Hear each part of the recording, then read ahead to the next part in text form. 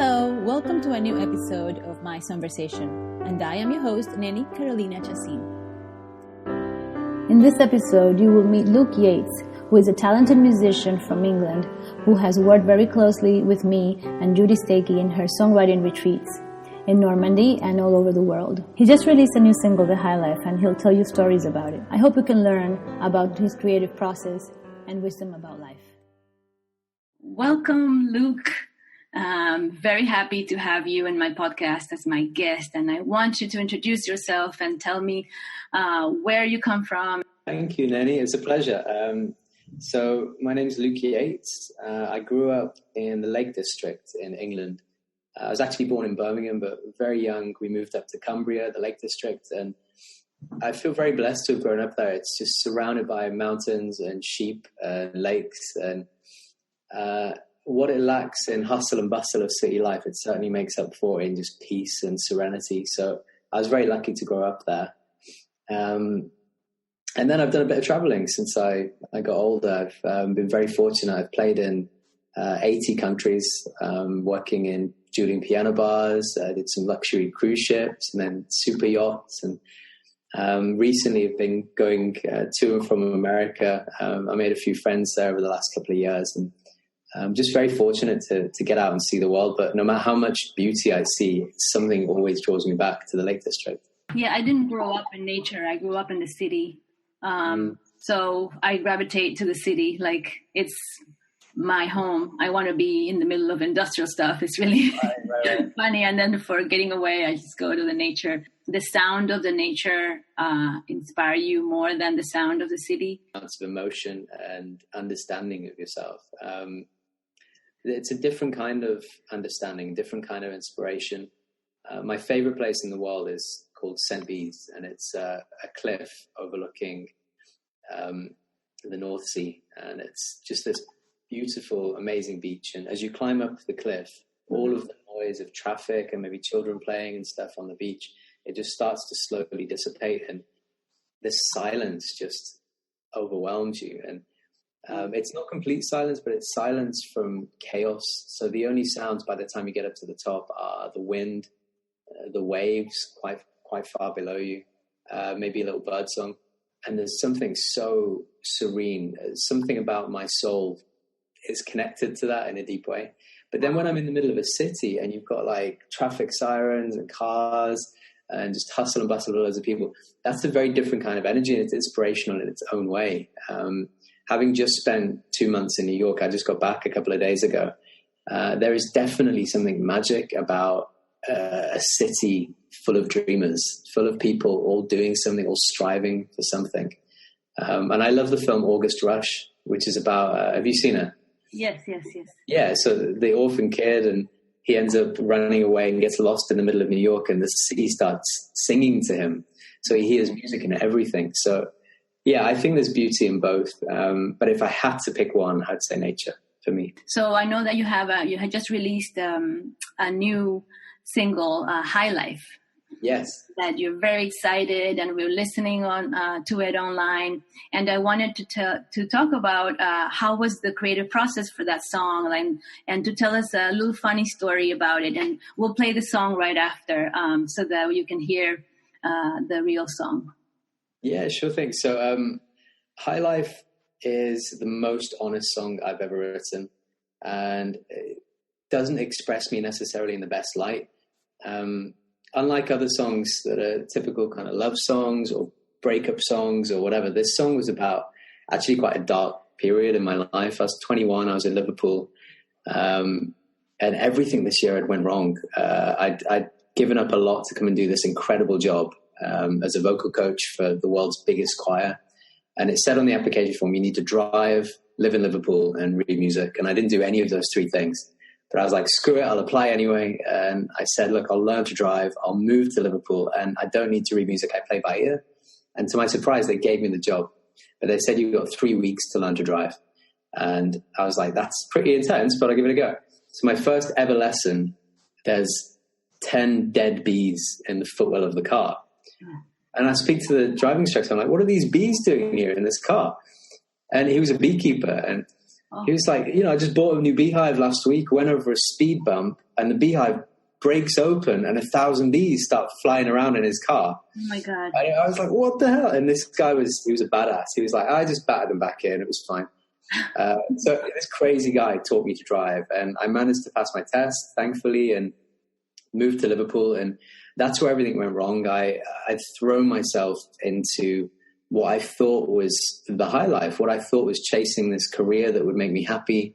And in the process, I lost touch with my friends. My girlfriend ended up with a personal trainer. I ended up working 3 jobs because I couldn't afford all the debt that I had to get into to buy all the equipment and a new car to make this happen. And before I knew it, I was just working crazy hours and so lonely.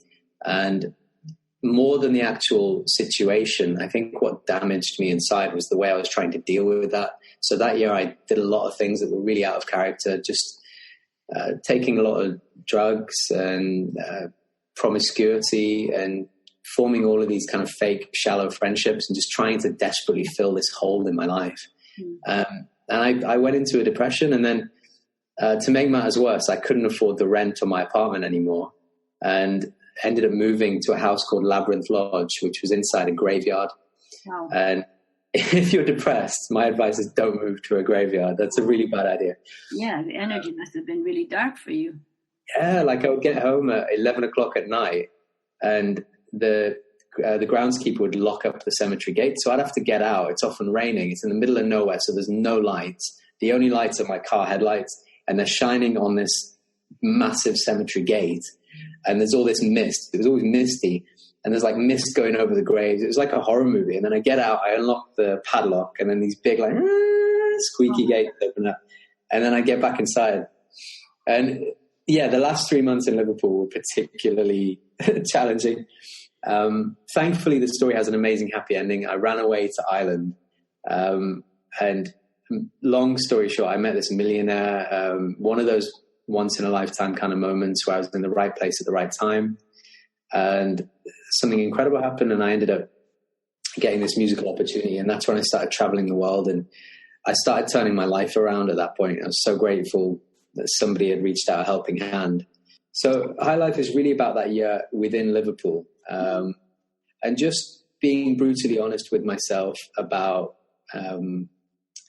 where I was in life at that moment. There was something in the writing and releasing of this song that I guess was a redemption, not necessarily a redemption, just coming to terms with myself and really practicing that unconditional love for myself. I beat myself up that I thought I was better than that. I thought I've always had this kind of, I need to be strong. I need to have my shit together. And something about that breakdown in Liverpool really was not together. It wasn't strong. It was something that was an entire deconstruction of who I thought I was. And, 7 years later, I'm now 28, releasing this song and looking back and forgiving myself for screwing up, saying it was okay to be broken. It was okay to let it all come undone. So definitely there's been a lot of healing in this song. Yeah, absolutely. Like, I think sometimes we're so hard on ourselves, and we don't recognize that the things that we gravitate towards when we're down is just another lesson, I mean, we need to go through that to actually be able to produce the song like High Life. Absolutely. If you don't go through that, then you don't have the theme to write about. And it's fantastic. And then to feel the redemption and the satisfaction of saying, I was down and now I'm up.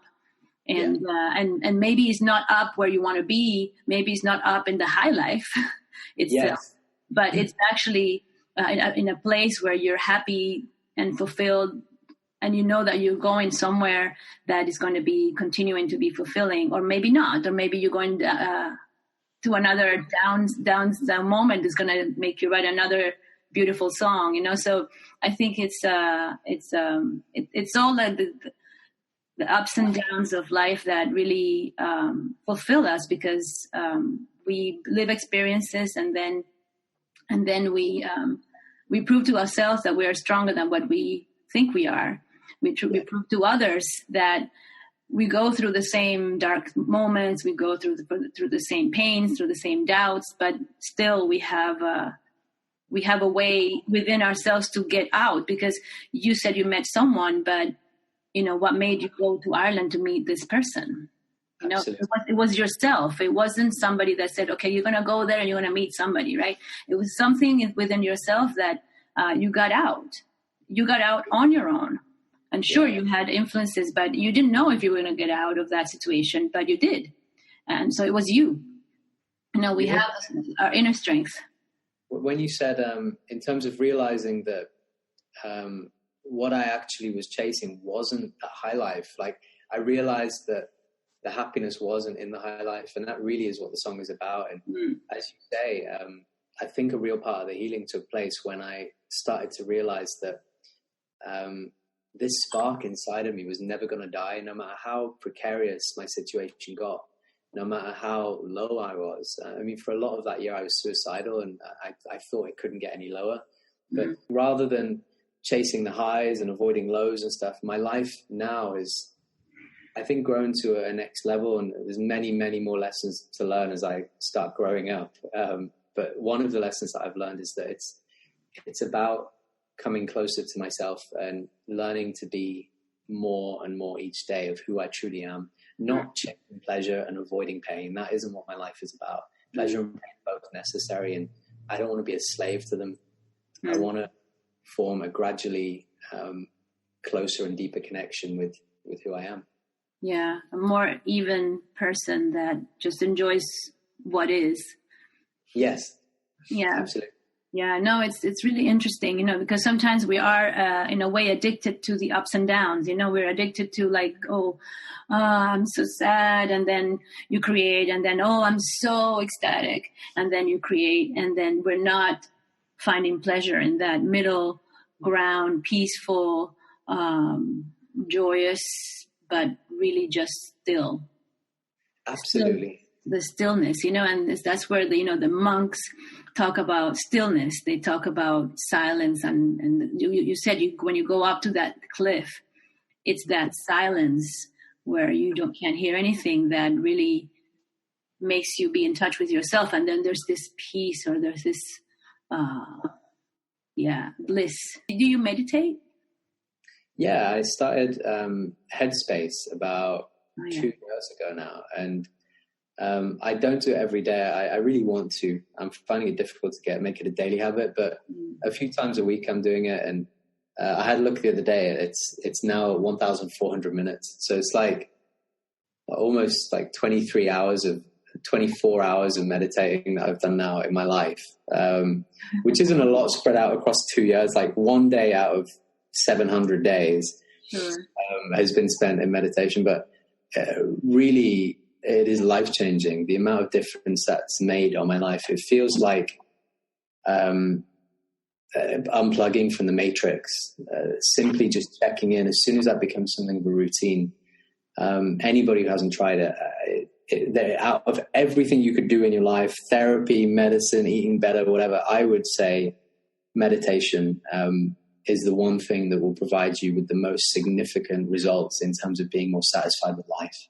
Yeah, absolutely. Truly, like it wakes us up. Yeah. It definitely makes us in contact more with who we are, and it's just in that stillness and in your inner thoughts, you really find answers, and it's like magical. Yeah, did I tell you that I released a meditation CD in December? No, that's amazing. Yeah, so it's got 7 meditations to live your dreams, from 1 to 7. The different steps to live your dreams. So it's like a meditation. It's not a hypnosis. It's just like affirmations, just to help you, for people that don't really know how to meditate. It's just like something to listen to help you be in that moment and meditate on living your dreams. So I was very excited, and I released that in December. And I told you I have another CD coming up, the jazz CD that I'm working with another fellow British musician. So we're going to play the song, and then we're going to come back with you. Can't study love, it has no rhyme or reason. I guess I didn't say the words in time. And I'm wishing that your heart committed treason would make it easier for me to say goodbye. I lie here wide awake at 5:15. Since you've been gone, the clock's been ticking fast. 'Cause I wasn't in the right place at the right time. The work came first and baby, you came last. And I ain't been sleeping right, 'cause I ain't been dreaming right. Been chasing the high life, but I don't feel alive. Still make it through the night without you here by my side. But it won't feel right, just getting through the night.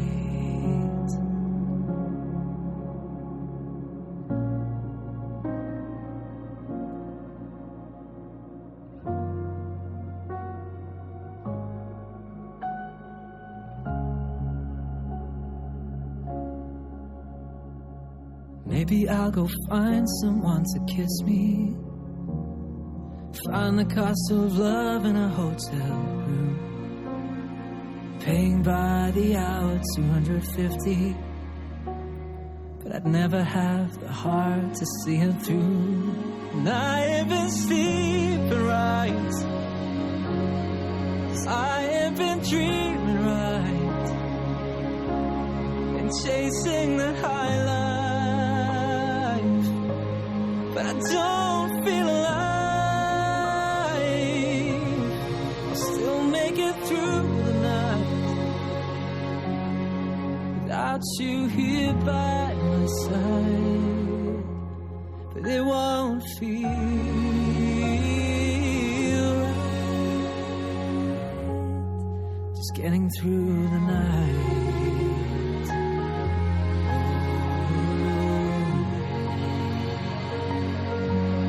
So get me through the night. Oh, oh,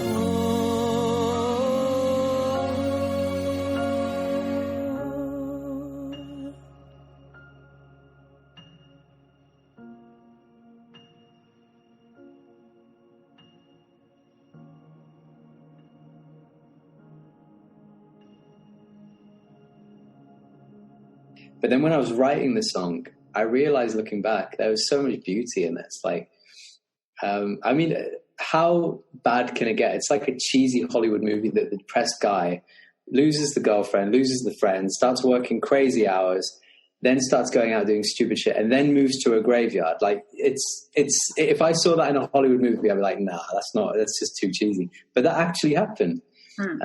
So I definitely found the humor in putting it together, and although it was quite a healing and quite a deep thing for me, it definitely had a lightness with it that I certainly didn't feel when I wrote it.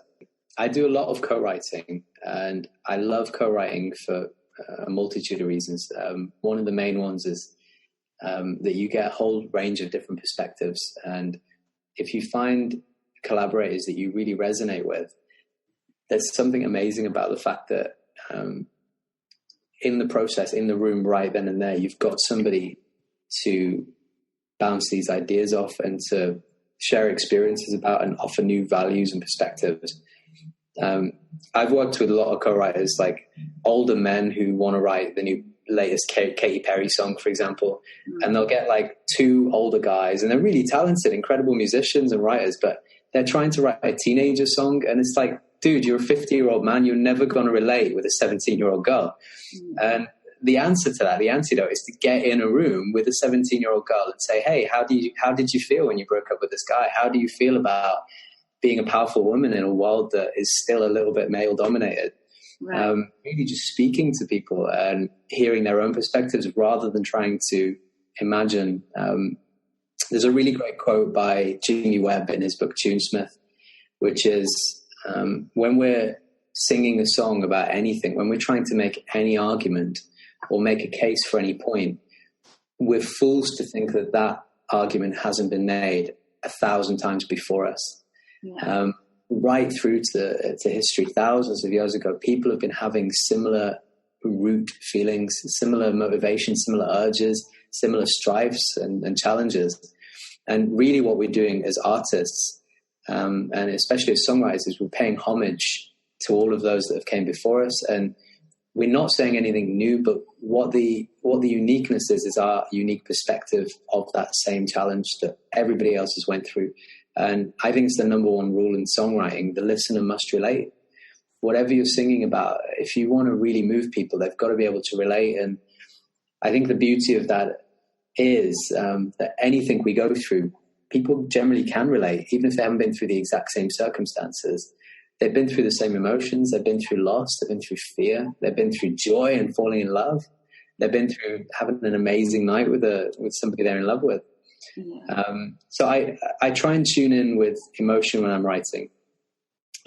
Sometimes music leads and sometimes the lyrics lead, but definitely until the last couple of years, it was music first always, because it came more naturally to me. But over the last few years, it's been changing a little bit. Wow, that's really a fantastic thing, because I absolutely agree with you. That's exactly why, I put out videos. That's why I sing. That's why I do the podcast, because I know that everybody, in fact, my main thing is that I believe that everybody has gone through the same pains and the same struggles. And when you hear somebody else going through that, even if you give even if it's the same perspective, all we want is to connect. And once we hear that somebody else went through the same thing and actually had even the same perspective, you're like, wow, I'm not alone. Like, he went through it and he got out of it and he had this idea about the high life and now he's doing this and now it's fantastic. And then you connect and then you feel connected to other human beings, and that causes some sort of relief. That you're not the only one struggling with all these issues, that you have hope for getting out of that, that you can actually reach out to that person and say, hey, I've gone through the same thing. We're together, and somehow, together we're stronger, even if it's the same pain, right? So that this is the same premise that I do with everything that I do, that to show people, how I feel, how I, the struggles and everything, and then showing them, it's like, okay, so I can connect. This exists. Somebody else is having the same thing, and I'm not alone in this world. And I think the need for a connection with people is stronger than anything. And that's why I think musicians make music, so that we can connect through that music. And all of a sudden, everybody's listening to the same song, right? And so that creates an amazing connection, to have that song in your head, that song, you're going. I woke up this morning and I was singing this strange song that I was like, oh, where is that song coming from? It connects us somehow, so it's a powerful weapon. It's a powerful wand, magic wand that musicians have to create this amazing connection, because it's like capturing something in the air, and that is there for all of us to grab, but you decided to grab it and put it together in a high life song. So this is fantastic. So one last thing I wanted to ask you. So since many of my goals are also to teach people how to do things better in life, and that I'm a little bit of a geek, I wanted to ask you. That's why we get on. That's why we're friends. Yes, we found each other, and I wanted to ask you, why did you use DistroKid for your distribution online? And now I've actually chosen DistroKid as well. I think DistroKid is a game changer. I tend to do my homework, and like you said, I'm a bit of a geek when it comes to this stuff. It's really important to have that business brain as well as a musician nowadays. Don't get me wrong, I constantly kick my feet in the air and I'm like, why can't it just be like the old days where we just make the music and everybody else does everything else? But it's not like that way, and it wasn't really ever that way, to be honest. And actually the far more positive angle is, wow, look at all this stuff we can do by ourselves so easily and for not much money. It doesn't take too much. So DistroKid is really empowering in that it's, I think, $20 a month, something like that. It might not even be that expensive. It might be $20 a year. You know, it's a year. It's a year. $20 a year, yeah, $20 for a whole year of unlimited, free, like you pay the $20, but free distribution. It's absolutely unbelievable.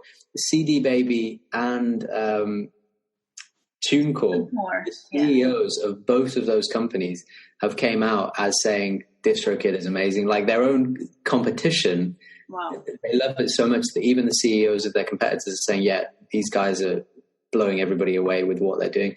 So it's really the best distribution company that I'm aware of. I think the best one that exists. Other advantages, when I've experienced releasing stuff with them, they've been super quick to reply to any questions. They've got a really good team and they care. Mm-hmm. It makes all the difference in a business, especially if you're in a creative business. People work with people, and anybody I've worked with or met that has worked with Ed Sheeran, for example, will say, yeah, Ed Sheeran's great, but his real X factor is the fact that he's a nice guy. He's really nice to work with. And ultimately in this industry, we want to work with people. In any industry, we want to work with people that we like. And their incredibly friendly attitude definitely helps with that.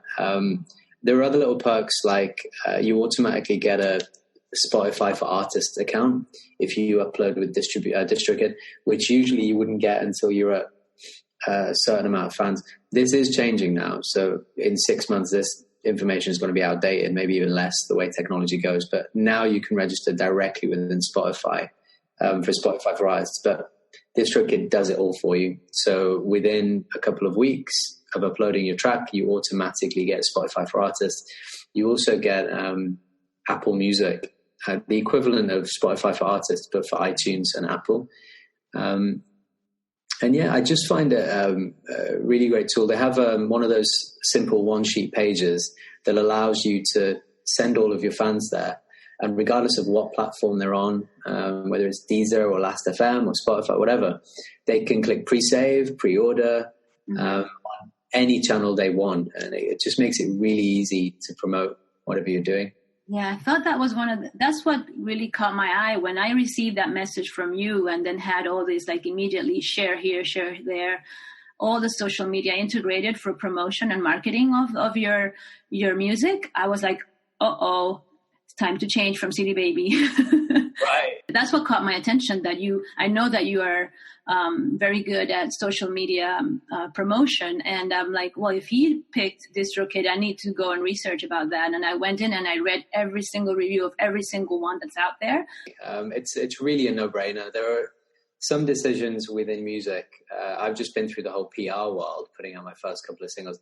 And that is rife with minefields, some real gems, but you have to sort the wheat from the chaff. It's very hard to know where to go when it comes to PR. And there's a lot of conflicting information. So you really either have to have a friend who knows what they're doing or have a mentor that can advise you, or really just throw yourself in and find out. So there are areas of this industry, especially as independent artists, that are really challenging to navigate. But in terms of distribution, there is no challenge. You just go with DistroKid, you'll be okay. That's the way I see it. It seems to be awesome in the integration with social media, PR, marketing, and everything. That's really where you want the strength, and also for distributing the money among all the people that you collaborating with. Well, thank you so much, Nelly, for having me. It's a real pleasure. And yeah, definitely in terms of staying in touch, I'm pretty active on Instagram and on Facebook. I'd say those are the best places. Instagram is at Luke Yates Music. So easy peasy, LukeYates music. In terms of Facebook, it's Luke Yates Official. And the website is lukeyatesmusic.co.uk.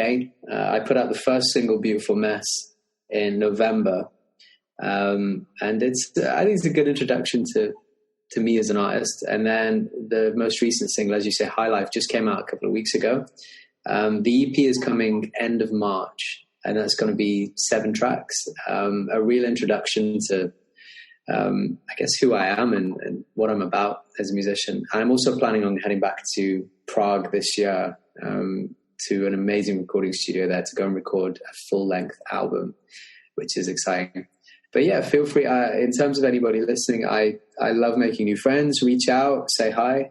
And I'm always open to collaboration. Something I'm really looking at doing this year is booking a tour. So anybody with experience of tour management, booking gigs around the UK initially and then hopefully Europe, please get in touch. It'd be great to meet you. Fantastic. Well, I can't wait to see you again soon, either in Europe or in the United States. Likewise, definitely. Well, I hope you enjoyed that. This is it for now. I would love your comment and reviews to improve your experience. Thank you so much for listening. And for more information, go to www.chacin.com. That's my website. There you can find links to my music and videos on SoundCloud and YouTube. And don't forget to follow me on social media on Facebook, Twitter, and Instagram. So until next time, à la prochaine fois. Hasta la próxima. Here's Nenny signing out.